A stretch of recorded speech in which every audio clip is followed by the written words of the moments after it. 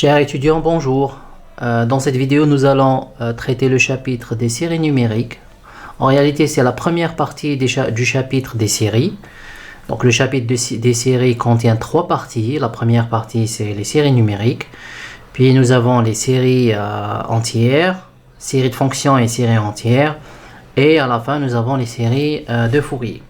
Donc, dans cette vidéo, nous allons nous restreindre à l'étude des séries numériques. Donc je commence par une définition. Donc voilà une définition.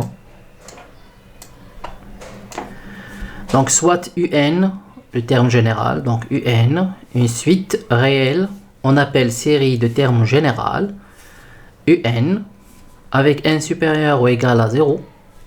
La suite SP, donc c'est une suite SP, avec P appartenant à N, et on écrit SP est égal à la somme des termes UN, donc U0 lorsque tu remplaces N par 0, U1 en remplaçant N par 1, etc. Et on aura à la fin une somme de UN lorsque N va de 0 jusqu'à P. Et on écrit SP est appelé somme partielle d'ordre P de la série de termes général UN avec n supérieur ou égal à 0. Et on la note comme ça. Quelques exemples. Donc, soit pour tout n appartenant à grand N, UN est égal à n. Donc, la série de termes général UN et la suite de termes général SP. Donc, prenons un exemple, vous allez comprendre. Donc, SP est égal à la somme de k égale à 0 jusqu'à p, k. D'accord? Donc c'est une série d'ordre, c'est une somme partielle d'ordre p. Et si je prends p est égal à 5 et je veux calculer la somme, donc j'aurai 5p sp qui est égal à s5, d'accord? Et qui est égal à la somme de k est égal à 0 jusqu'à 5 de k. Et donc ça me fera quoi? Ça me fera 0.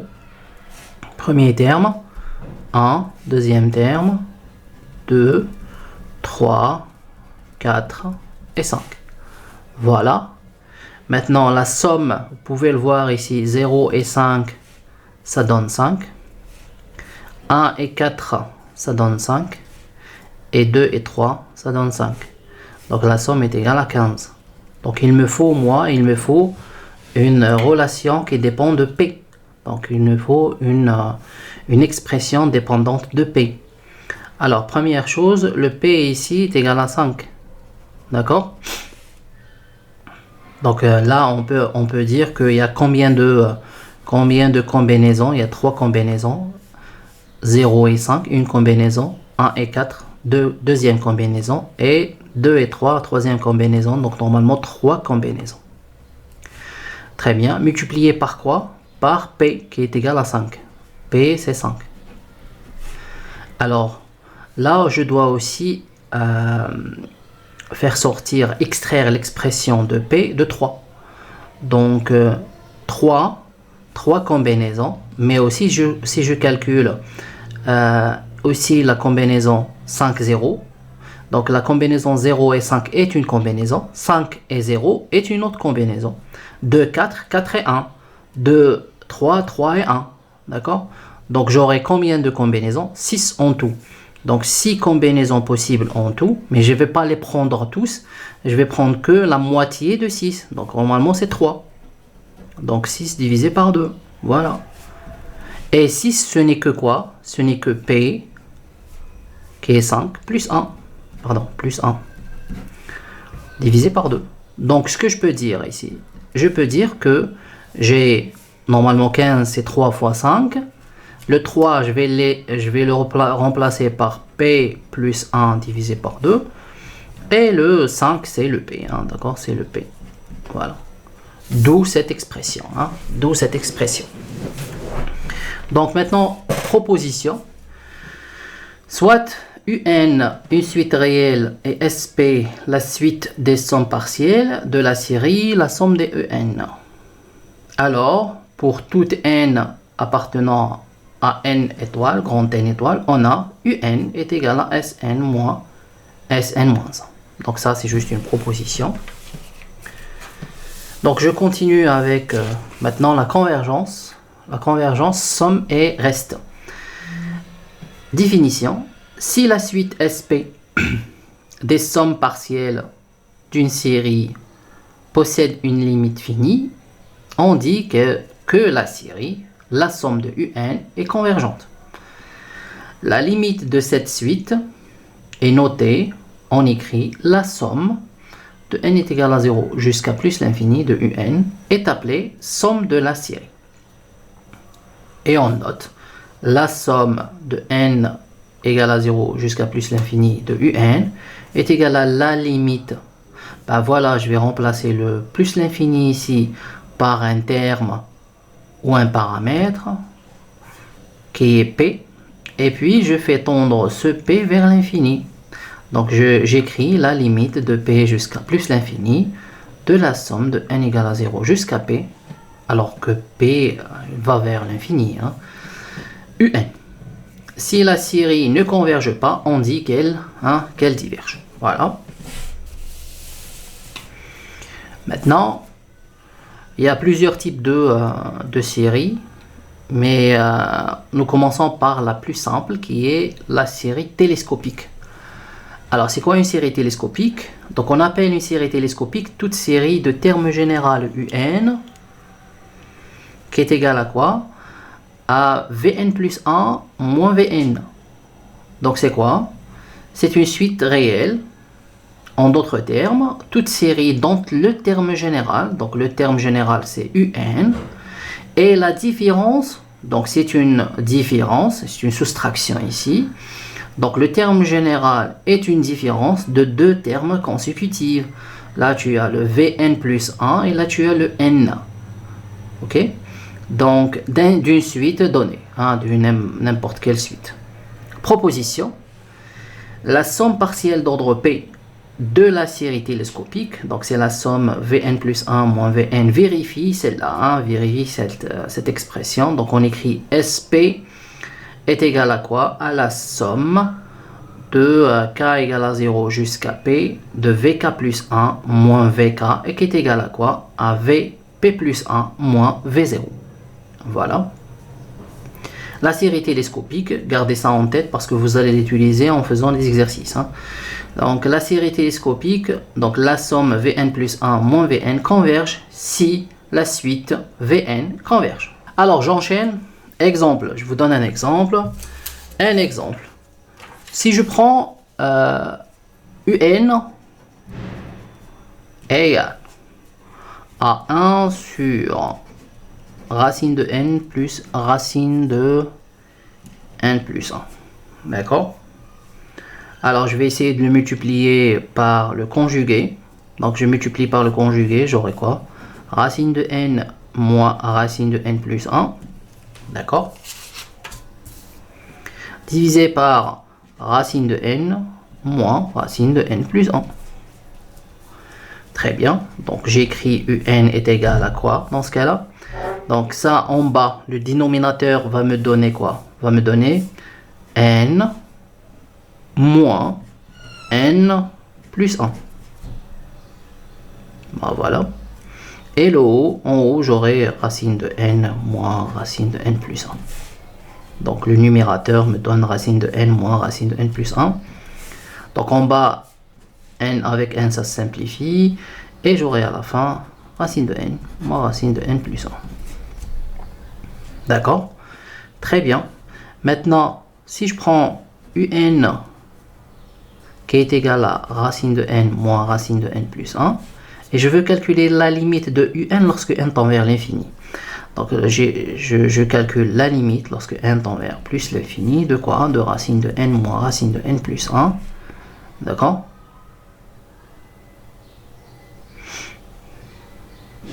Et là, cette limite est différente de 0. Lorsque n tend vers l'infini, cette limite est différente de 0. Donc, qu'est-ce qu'on dit? On dit que la suite, ou bien la série, si j'écris la série de UN, est divergente. Voilà. Très bien. Alors, reste d'une série convergente. Donc, le concept du reste, il est très simple. Donc, vous avez, si la série UN, donc si la série, la somme de UN converge, on appelle reste d'ordre P de cette série la quantité S moins SP. Alors, S moins SP, ça veut dire quoi? Ça veut dire, si tu écris la somme de N est égale à 0 jusqu'à l'infini de UN, ça te donne la série totale.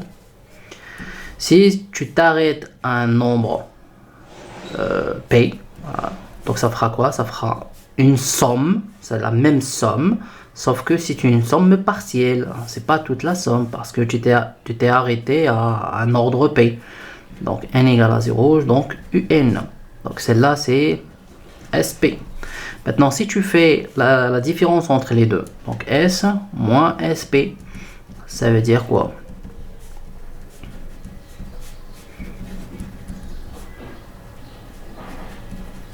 Voilà. Dans ce cas-là, il te reste, on écrit que c'est quelque chose qu'on va l'appeler reste. Le reste entre les deux. D'accord? Si le reste, si la limite du reste, lorsque n tend vers plus l'infini tend vers 0, ça donne 0, ça veut dire que ma SP tend vers ma S. Voilà. Donc, exemple, je donne un exemple. Considérons la série de termes général UN est égal à 1 sur N plus 1. Donc, on montre qu'elle converge et on essaye de donner l'expression de son reste. Alors, première chose, je vais l'écrire sous forme donc d'une série qui s'écrit sous cette forme. Donc, 1 sur N plus 1 qui est égal à quelque chose. Donc, allez, je vais dire A sur N plus B sur N plus 1. Voilà. Alors après, vous faites votre calcul et vous tombez sur 1 sur N moins 1 sur N plus 1. Très bien. Maintenant, je vais prendre un exemple. Donc la série SP, où je vais prendre K est égal à 1 jusqu'à 5, d'accord, de UN. Alors, comme ça, qu'est-ce que cela va me donner? Alors, je remplace. Donc, ça me fera 1 sur 1 moins 1 sur 2. Donc, ça, c'est pour K est égal à 1. Plus 1 sur 2 moins 1 sur 3 pour K est égal à 2. Plus 1 sur 3 moins 1 sur 4. Donc, c'est K est égal à 3. D'accord? Puis, 1 sur 4 moins 1 sur 5 pour K est égal à 4. Et je termine par 1 sur 5 moins 1 sur 6. Alors, vous pouvez voir ici qu'il y a des termes qui se simplifient. Donc, 1 sur 2, moins 1 sur 2 avec 1 sur 2, moins 1 sur 3 avec 1 sur 3, etc., etc. Il me reste quoi? Il me reste la première quantité, donc c'est 1, voilà. Et il me reste la dernière quantité qui est moins 1, alors moins 1 sur 6 en réalité. Mais je ne vais pas écrire moins 1 sur 6.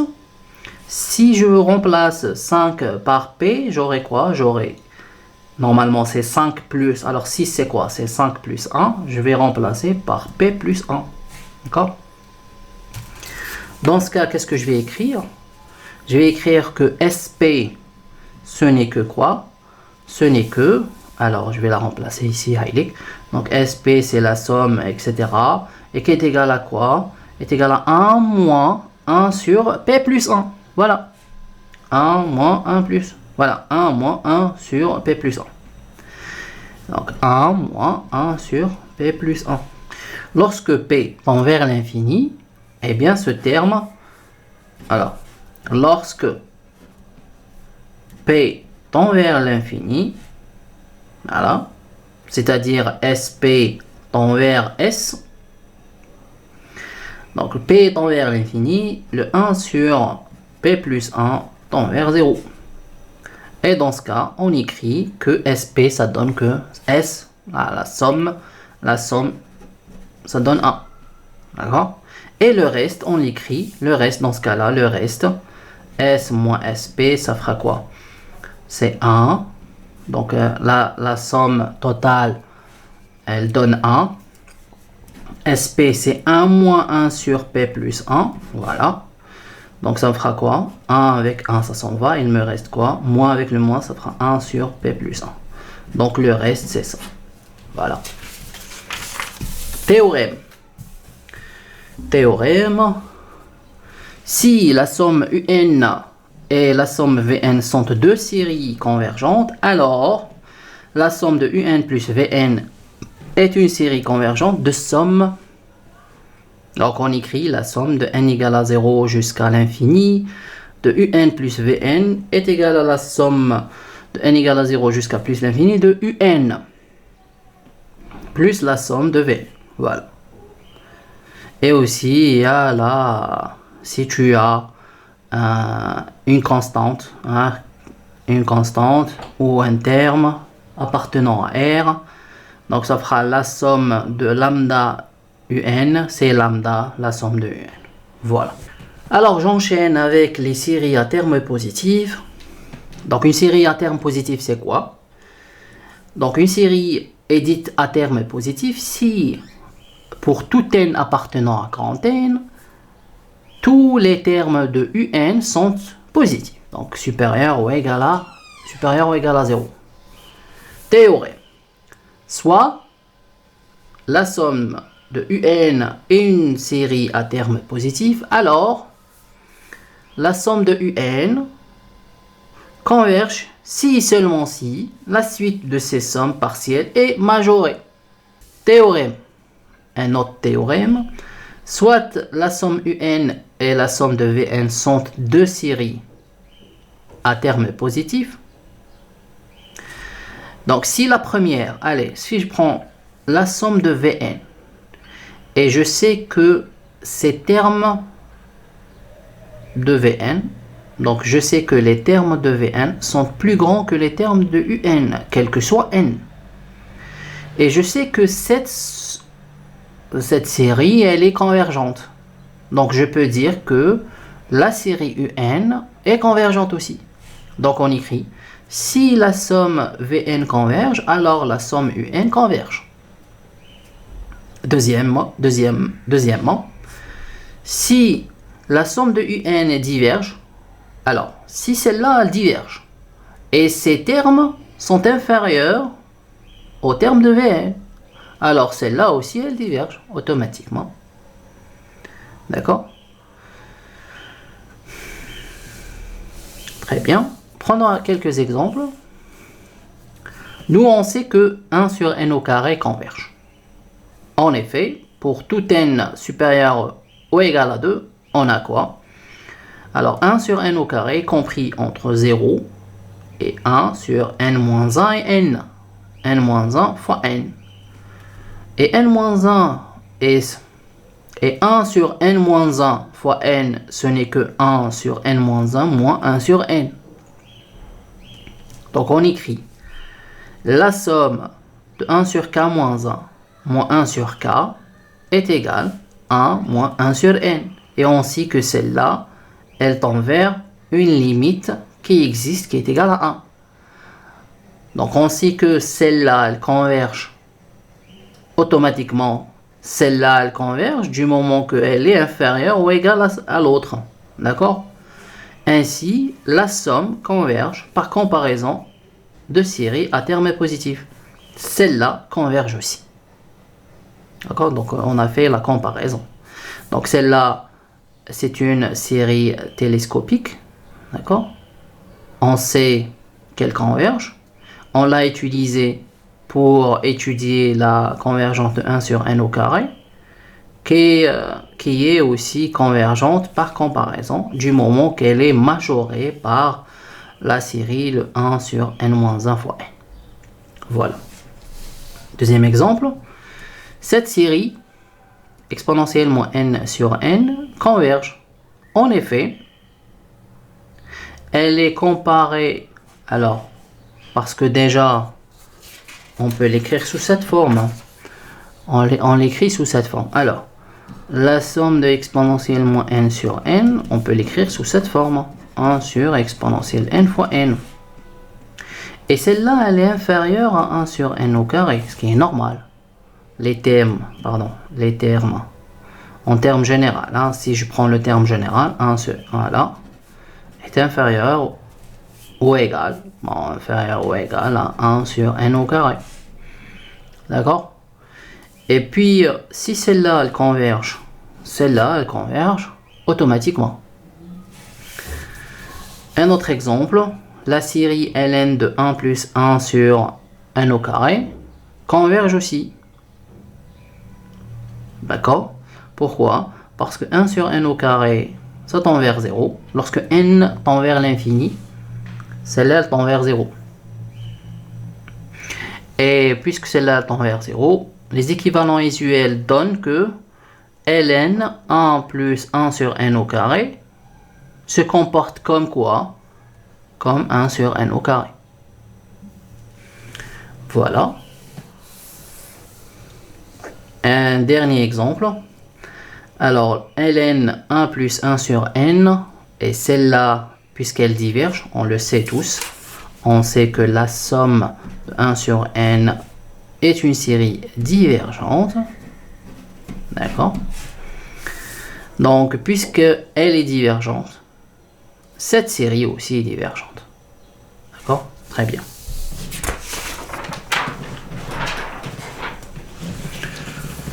Alors maintenant, passons aux séries à terme quelconque. À terme quelconque, ça veut dire quoi? Ça veut dire que vous avez des termes positifs et des termes négatifs. Donc dans ce cas-là, qu'est-ce que tu vas faire? Tu prends la valeur absolue des termes. Donc la série, la somme un est dite absolument convergente lorsque la série des valeurs absolues du un converge. Donc si en prenant la valeur absolue de tous les termes de un et je fais la sommation, donc je somme sur tous les termes qui sont déjà en valeur absolue et je trouve que cette dernière est convergente, donc la série de départ est convergente. Je vous donne un exemple. Moins 1 puissance n sur n au carré est absolument convergente. Pourquoi? Parce que si tu la prends en valeur absolue, comme ça, tu auras 1 sur n au carré. Mais 1 sur n au carré, on le sait bien. On le sait que cette dernière, elle est convergente. Donc, théorème, toute série absolument convergente est convergente. Maintenant, passons aux deux types de séries qui sont les plus importantes, bon, à mon sens. Série géométrique et série exponentielle. Donc la série géométrique, c'est quoi? C'est une série à terme général qui est égale à x puissance n. C'est tout. Un exemple. Donc la somme de 1 sur 2 puissance n, je peux l'écrire comme ça. 1 sur 2 puissance n. Donc ici, qu'est-ce que je dis? Je dis que c'est une série géométrique de raison x, donc le x, là, c'est 1 sur 2, et de rang initial, le rang initial, c'est j'écris n égale à 0, le rang initial, c'est 0. Voilà. Et une autre série, la somme de moins 1 puissance n, aussi, c'est une série géométrique de raison x est égal à moins 1. Donc la première, elle est convergente, mais la deuxième, elle est divergente. D'accord? Donc pourquoi? Parce qu'il y a un théorème. On dit une série géométrique de raison x converge si, seulement si, la valeur absolue de x strictement inférieure à 1, on a alors la somme de n égale à 0 jusqu'à plus l'infini de xn et qui est égale à quoi? Elle est égale, donc on écrit la somme de n égale à 0 jusqu'à plus l'infini de xn, ce n'est que 1 sur 1 moins x. Mais ça, cette fonction f de x, cette série représente le développement limité de 1 sur 1 moins x, d'accord? Et pour tout n, 1, 0 appartenant à n. Mais si ta série ne commence pas par n égale à 0, si ta série par exemple commence par 1 ou 2 ou n0, allez, je vais prendre n0. Dans ce cas-là, la somme, ce n'est plus ça. C'est ça, mais avec une correction. Donc ça fera 1 sur 1 moins x, c'est la même chose. Mais sauf que tu vas multiplier par x, voilà la raison, puissance n0. Voilà, puissance n0. Passons maintenant aux séries dérivées. Les séries dérivées. Bon, les séries dérivées, c'est quoi? C'est que tu prends par exemple celle-là, la série xn, et tu la dérives. Tu la dérives une fois, ça te donne la somme de nxn-1. Si tu la dérives une deuxième fois, ça te donne nn-1, xn-2. Si tu la dérives, donc si tu la dérives kème fois, ça fera n-1, tac, tac, tac, n-k, x, n-k-1. Voilà. Donc j'aurai quelque chose comme ça. Donc ça c'est la dérivée km. La dérivée km. Un exemple. Si je prends la somme de 3 puissance n et je veux la dériver une fois, j'aurai la somme de n3 n-1. Si je la dérive pour une deuxième fois, donc ça fera n-1 3 n-2, etc. Donc celle-là, la série est du type dérivé d'une série géométrique de raison 3. Voilà, c'est très simple. Théorème. Alors la somme maintenant, la somme d'une série. Bon, première chose, la convergence, c'est la même condition. Il faut que la série soit, il faut que le x soit inférieur à 1.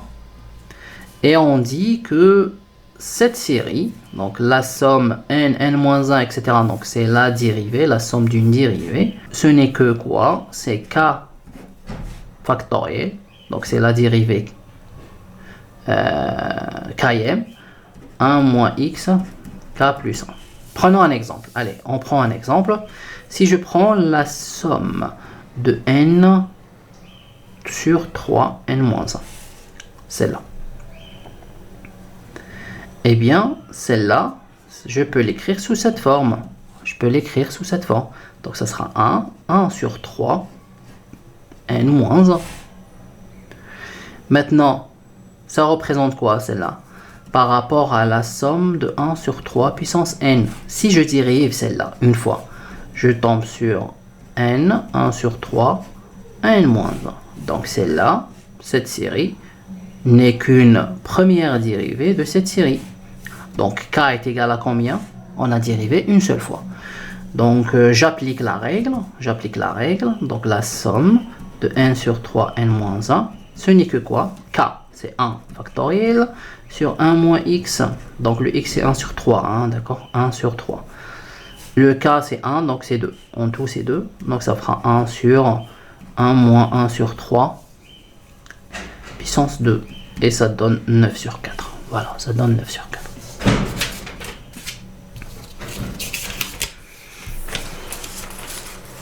Donc je continue.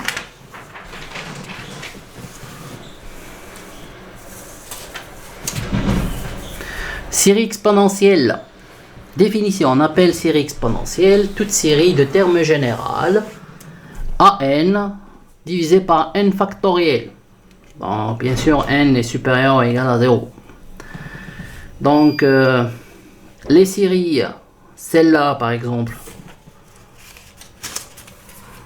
la somme 1 sur 2n, 2 puissance n, n factoriel, ce n'est que la somme de 1 sur 2 puissance n, d'accord, divisé par n factoriel. D'accord? Donc le a est égal à combien ici? Le a est égal à 1 sur 2. Et ici, le A est égal à 1. Voilà. Donc, théorème. La série exponentielle, elle converge. Il n'y a pas de condition sur la convergence d'une série exponentielle. Et elle converge vers quoi? Vers exponentielle de A. D'accord? Pour tout réel A. Donc, on écrit, quel que soit A appartenant à R, la somme de AN sur N factoriel est égale à exponentielle de A. Voilà. Prenons un exemple. Un exemple, si je prends la somme de 3 puissance n sur n factoriel, vous pouvez le constater, le A, c'est que 3. D'accord? Et là, mais on vous dit calculer la série lorsque n commence par 2. Donc n égale à 2 jusqu'à l'infini. Voilà. Alors que là, la série est égale à donc la somme de n égale à 0 jusqu'à plus l'infini. Hein, d'accord? Mais là, je prends que de 2 jusqu'à plus l'infini. Alors, je commence par n est égal à 0 jusqu'à plus l'infini de 3n sur n factoriel. Celle-là qui est égale à quoi? Est égale à... Alors, qu'est-ce qu'on dit? On dit que c'est exponentielle de A, c'est l'exponentielle de 3. D'accord? Exponentielle de 3. Très bien. Je réécris la somme. Donc de n jusqu'à plus l'infini, de 3n sur n factoriel. Et là, je vais prendre le premier terme lorsque n égale à 0. Allez, si n égale à 0, donc 3 puissance 0, donc ça fera 1. Et 0, ça sera 1. Donc ça sera 1 plus. Le deuxième terme, lorsque n est égal à 1, donc ça sera 3 puissance 1 sur 1 factoriel. Donc ce sera 3. Plus la somme de n égale à 2 jusqu'à plus l'infini. D'accord? Mais ça, je le sais. 3n sur n factoriel. Je sais que celle-là est égale à exponentielle. Tout ça est égal à exponentielle 3. Donc, si je veux calculer celle-là, je ne fais que passer ces deux-là à l'autre côté. Donc, ça sera la somme de n égale à 2 jusqu'à plus l'infini de 3 puissance n sur n factoriel. Ce n'est que 3 puissance 3, enfin, exponentielle puissance 3, moins 1, moins 3, donc moins 4. Voilà. Et je finis par la série de Riemann. La série de Riemann, définition. Donc on appelle série de Riemann toute série de termes généraux 1 sur n puissance alpha, où n est supérieur ou égal à 1. Voilà. Très bien, théorème. La série de Riemann converge si seulement si le alpha est strictement supérieur à 1. Voilà, si je prends un exemple ici, celle-là, la somme de 1 sur racine de n diverge. Pourquoi? Parce que c'est une série de Riemann. Je peux l'écrire sous cette forme. J'ai besoin du papier blanc. Attendez. Alors, je peux l'écrire sous cette forme. La somme de 1 sur n puissance n demi. D'accord? Et le alpha est, dans ce cas-là, qui est égal à 1 demi, est inférieur à 1. Et on a dit que pour qu'elle soit convergente, il faut que alpha soit supérieur à 1. Donc là, le alpha est inférieur à 1. Donc on dit que cette série est de type Riemann avec alpha inférieur à 1. Donc elle diverge.